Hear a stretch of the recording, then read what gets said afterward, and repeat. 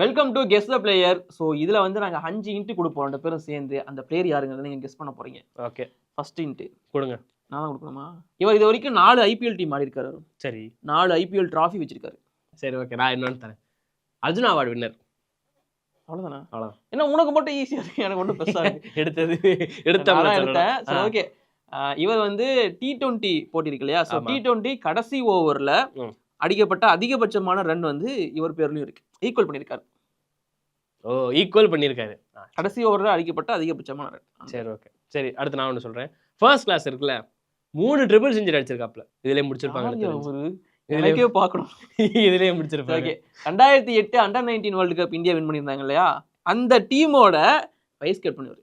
இன்னொரு கிலோ கொடுக்குவா, கேப்டன் கோலி. கேப்டன் கோலி எல்லாருக்குமே யாருன்னு கமெண்ட் பண்ணுவாங்க.